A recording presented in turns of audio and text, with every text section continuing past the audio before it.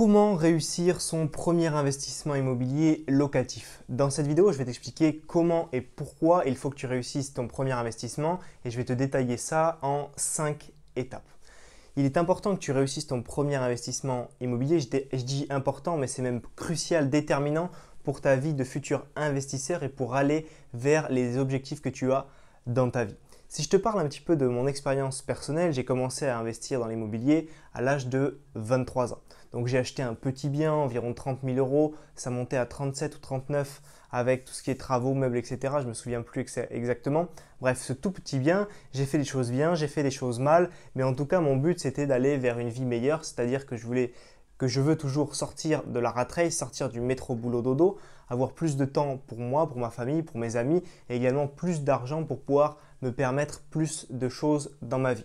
Donc ce premier investissement, pourquoi il a été déterminant? Parce que certes, j'ai fait des petites erreurs, j'ai fait des choses bien, mais au bout du compte, je gagne tous les mois 150 euros, donc 150 euros de cash flow net d'impôts et net de charges qui vont directement dans ma poche tous les mois. Donc j'ai augmenté mon style de vie de 150 euros par mois tous les mois. Avec ce premier achat, je me suis dit, ok, les revenus passifs grâce à l'immobilier, c'est possible. Gagner de l'argent en partant de zéro dans l'immobilier, c'est possible. J'ai réussi à le faire, je me le suis prouvé. J'ai 150 euros qui restent sur mon compte dédié aux appartements tous les mois parce que je fais 150 euros de cash flow mensuel net d'impôts, net de charges. Donc c'est possible, j'y suis arrivé. Donc ça m'a mis un pied à l'étrier de l'investissement immobilier et j'ai pris une grande confiance en moi pour continuer et investir de plus belle. Donc depuis ce premier investissement immobilier, j'ai continué à investir dans l'immobilier. Je suis toujours à la recherche de projets, d'appartements, d'immeubles à acheter et j'ai également lancé un business où j'aide les personnes à investir dans l'immobilier, à se lancer, à passer le pas du premier investissement pour rentrer dans une vie d'investisseur immobilier. Tout comme cette vidéo peut t'aider à rentrer dans cette vie d'investisseur et à passer le pas pour investir dans ton premier appartement. Peut-être qu'aujourd'hui, tu viens de te lancer dans l'immobilier ou tu as envie de te lancer dans l'immobilier et dans cette vidéo, on va voir quelles questions tu dois te poser, à quoi il faut faire attention lorsque tu veux te lancer dans l'immobilier, réussir ton premier investissement en 5 points. Donc le premier point de cette vidéo, ça va être le mindset. Alors le mindset, ça va être le point de cette vidéo qui est le moins concret, le plus théorique si tu veux, mais il est crucial parce que changer de vie passe par changer de mindset. Si tu ne changes pas ta façon de penser, tu ne pourras pas changer de vie. De base, tu es très souvent matrixé, enrôlé pour devenir un bon salarié et gagner tes salaires pendant 40 ans et ensuite avoir ta retraite. Et voilà, ta vie est matrixée de cette façon, ton cerveau également et tu penses comme une personne lambda, comme un salarié, ce n'est pas du tout péjoratif. Donc tu n'as pas la façon de voir d'un investisseur immobilier, la façon de voir d'un entrepreneur. Tu ne sais pas exactement réagir de la bonne façon. Donc il y a une chose qui est très simple à se dire lorsque je te dis changer de mindset, c'est tout simplement la première, c'est comment passer de je ne peux pas à comment je pourrais faire pour avoir ceci ou cela. Je ne peux pas avoir ceci ou cela, comment je pourrais faire pour avoir ceci ou cela. Il faut que tu passes de je ne peux pas à comment. C'est-à-dire que tu te mettes dans un état d'esprit dynamique où tu te dises positivement, pour l'instant peut-être que tu ne peux pas, mais comment je pourrais l'avoir? Comment je pourrais faire pour avoir ça? Rien que ça, c'est une phrase qui a changé ma vie et depuis que j'essaye de l'adapter au quotidien, que ce soit dans n'importe quel domaine, pour te faire cette vidéo, ok, il est tôt le matin, je me suis levé tôt avant d'aller au travail, je me suis dit est-ce que je peux la tourner, est-ce que j'ai le temps? Oui, j'ai le temps. Comment je peux faire? Oui, j'ai le temps. Je me dépêche, je ne fais pas à manger, je mangerai sur le pouce, je fais cette vidéo. Tu comprends ce que je veux dire? C'est-à-dire que ça marche dans l'immobilier, ça marche aussi pour te faire cette vidéo, ça marche dans le sport, ça marche dans tous les domaines. Je ne peux pas, comment je peux faire pour y arriver? Il va falloir que tu étudies les rouages de l'immobilier, comment l'immobilier fonctionne, quelles sont les techniques, les stratégies que tu peux adopter. Donc tu peux discuter avec des investisseurs, te mettre dans des groupes d'investisseurs, lire des bouquins, suivre des formations. Tu peux également suivre des formations de développement personnel et lire des livres de développement personnel.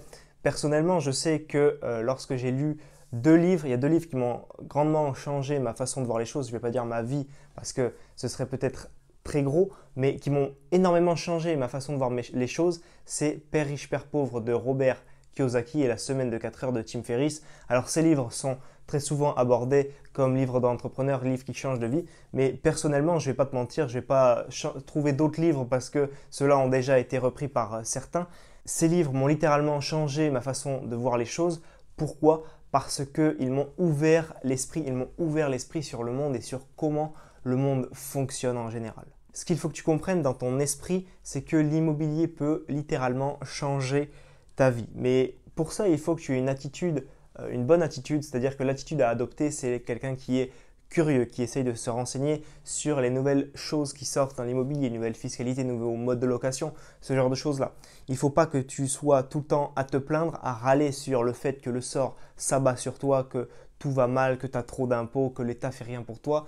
Je te rassure, l'État ne fera jamais rien pour toi. Donc si tu veux changer ta vie, il ne faut pas que tu attendes que le nouveau président, le nouveau premier ministre ou je ne sais quoi, je ne suis absolument pas les infos ou la politique, donc je ne pourrais même pas te citer peut-être un prénom de ministre, le président quand même. Et si tu attends que ces gens-là changent quelque chose dans ta vie, tu te trompes, ça ne changera jamais. Tu peux attendre ta retraite, voire tes 90 ans. Donc passe à l'action, arrête de te plaindre, réfléchis à comment tu pourrais changer ta vie. Je ne peux pas, à comment. Réfléchis toujours dans ce sens-là. Libère-toi également de toutes tes croyances limitantes. Il faut être héritier ou être riche pour investir dans l'immobilier. Je n'étais pas riche lorsque j'ai fait mon premier investissement. J'avais 2000 € en poche que j'avais économisé lors de mon stage de fin d'études et avec les bourses et les APL que je touchais pendant mes études. Donc c'est largement possible d'investir sans être riche, en étant jeune, sans argent, ce que tu veux. Il y a beaucoup d'autres croyances limitantes. Essaye de te libérer de ces croyances. Je connais des gens qui ont investi en intérim, je connais des gens qui ont investi en CDD, qui étaient endettés quand ils ont commencé à investir, qui ont fait 20 banques pour investir.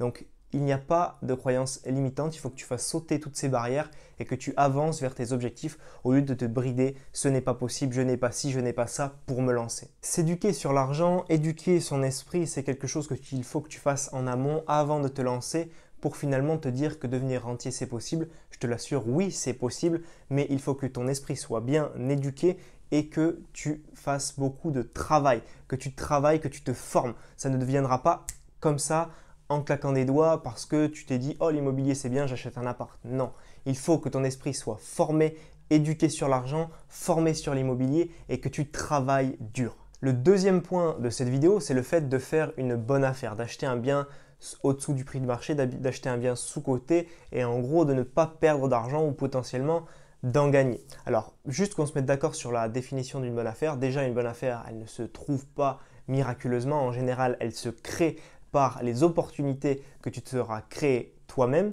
Et deuxièmement, une bonne affaire pour moi, c'est au minimum un appartement qui s'autofinance lorsque tu le loues et également un appartement que tu peux revendre du jour au lendemain en perdant 0 € d'argent. La base de la base avec la bonne affaire immobilière, c'est d'acheter à un prix qui est moins cher que le prix moyen du mètre carré dans ta ville ou dans ton secteur. Donc, ce qu'il faut bien que tu te dises, c'est qu'une bonne affaire, comme je te dis, il faut que tu puisses la revendre du jour au lendemain sans perdre d'argent. C'est-à-dire que, si je te prends un exemple pour faire plus simple, un appartement qui sur ton marché immobilier vaut 100 000 €, je te conseille de l'acheter 80 000 € avec une négociation, une offre agressive, etc. Plein de petites techniques qui font que ton vendeur va dire oui. Si tu l'achètes 80 000 €, plus agence, plus notaire, plus potentiel travaux, il faut que tu montes à un prix maximum de 100 000 € sur ton opération. Comme ça, si jamais tu as besoin de le vendre du jour au lendemain, il est dans le prix du marché, il se vendra donc 100 000 € et alors tu auras peut-être perdu du temps à faire des compromis, des offres, ceci, cela, mais tu perdras 0 € et c'est le principal. Pour trouver ce genre de bien et ce genre de bonne affaire, il va falloir que tu t'orientes vers des biens avec des travaux, des biens qui sont délabrés et donc il va falloir que toi tu vois comment faire des travaux, comment agencer ce bien. Il va falloir que tu vois ce que les autres ne voient pas, que tu imagines ce que les autres investisseurs n'ont pas imaginé pour ce bien. Ton but va être bien entendu de faire une grosse négociation, de sabrer le prix pour finalement faire une bonne affaire et te créer ta bonne affaire. Donc il ne faut pas que tu aies peur des offres agressives, c'est comme ça que tu pourras être rentable. En ce moment, j'étudie un immeuble de rapport et je suis à me demander à combien je vais faire mon offre et elle va être à peu près 100 000 € au-dessous du prix proposé. Donc c'est te dire si je fais des offres agressive. Donc j'ai pas peur de ça. Pourquoi? Parce que si le vendeur veut pas, il veut pas, terminé, on en reste là. Et s'il veut, tant mieux, je fais une bonne affaire. Et s'il veut pas, j'irai sur un autre immeuble, j'irai sur un autre appart, voilà. Je continuerai, des apparts, des immeubles, il y en a plein. Donc je trouverai le bon vendeur à force de recherche. Et pour faire des offres agressives et faire des grosses négociations, il faudra que tu te renseignes sur différentes techniques de négociation, comme l'histoire de la force supérieure, parler de la banque qui, par exemple, peut te bloquer un certain montant, donc ce n'est pas toi qui propose le prix, mais finalement c'est la banque, avoir une offre qui est limitée dans le temps et ce genre de technique. Le but, c'est que tu n'achètes pas une dette, c'est-à-dire qu'il ne faut pas que tu achètes un bien qui vaut moins cher que ce que tu l'as payé. Il ne faut pas que tu achètes un bien qui vaut 80 000 euros et que tu le payes 100 000 euros. Donc, je déconseille tout ce qui est programme de défisque, Pinel et tous les autres avant. Ça, je déconseille. Ça va juste te faire acheter une dette. Tu vas acheter un bien 150 000 euros qui en vaut peut-être 130, 120, 100 000 euros.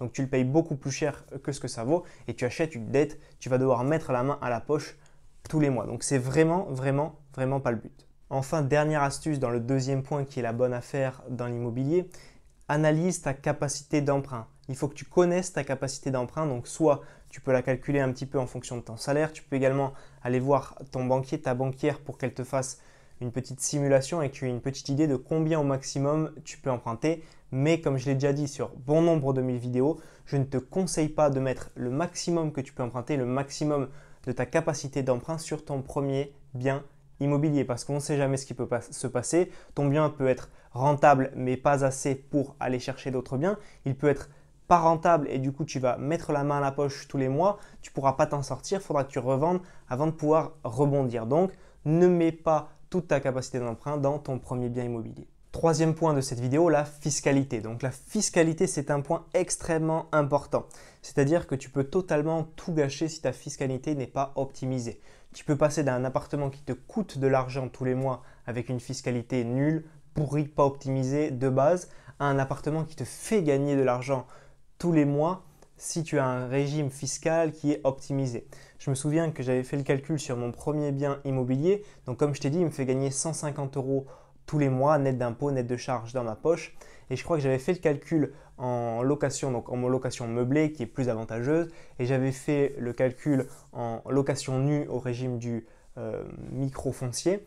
Et j'avais remarqué que cet appartement allait me coûter de l'argent ou m'en faire gagner très peu. Ou alors m'en coûter, je ne sais plus exactement, mais j'étais vraiment à la limite. Donc tu vois qu'on peut passer d'un extrême à l'autre avec la fiscalité. Ce qui est pratique dans la fiscalité de l'immobilier, c'est que tu as le choix. Tu as le choix de ta fiscalité, donc tu as le choix de payer des impôts ou non. Il faut juste, bien entendu, être formé au préalable pour connaître tes différents régimes fiscaux. Et après, tu peux choisir quel régime fiscal tu veux adopter pour tes biens immobiliers, pour tes sociétés civiles immobilières. Donc, tu peux choisir. Donc, pour avoir le choix, si de base tu ne fais pas de choix, tu seras dans le régime le plus pourri, le plus merdique et celui où tu payes le plus d'impôts. Mais si tu fais le choix d'un régime qui te fait payer moins d'impôts, à ce moment-là, tu optimiseras ta fiscalité. D'où l'intérêt de connaître, de se former et d'anticiper tout ce qui est fiscalité. Donc bien sûr, tu as la location nue, la location meublée. En général, la location meublée est plus avantageuse que la location nue, mais je te donnerai certains détails en fin de vidéo. En immobilier, tu as des techniques qui vont te permettre de t'enrichir et de gagner de l'argent sans payer d'impôts. Et pour ça, il faut que tu sois bien entouré avec un bon notaire, un bon comptable, un bon banquier. Et tout ça fera que tu n'as pas tout à supporter tout seul. Tu as des gens que tu payes qui sont là pour t'aider et qui formeront ton équipe pour que tu avances dans l'investissement immobilier et qui pourront te conseiller à chaque stade de ton investissement. Quatrième point de cette vidéo, le financement. Le financement, c'est le nerf de la guerre. C'est-à-dire que tu n'as pas de financement, ça veut dire que tu n'as pas acheté ton bien immobilier, que tu as fait ton offre, ton compromis, tout ça pour rien. Pas d'achat, ça veut dire que tu ne mettras pas de locataire, pas de loyer, pas de changement de vie. Point barre, point à la ligne, suivant, recommencer. Donc, le financement, c'est très important. Si tu as tout fait bien avant, c'est bien, tu as fait une offre agressive, tu as eu ton bien, tu as fait tes calculs, ça fonctionne bien. Mais si tu n'as pas ton financement, tout ça, ça ne sert à rien. Tu peux recommencer et tous tes efforts, tout ton temps passé sera finalement réduit à néant. Tu n'auras rien au bout, pas de loyer, pas d'argent qui tombe tous les mois pour aller vers ton changement de vie. Donc, il faut bien comprendre que le financement, c'est le nerf de la guerre et qu'il faut faire attention à ça. Donc, pour ça, il va falloir que tu fasses un dossier qui soit très bien monté, un dossier solide.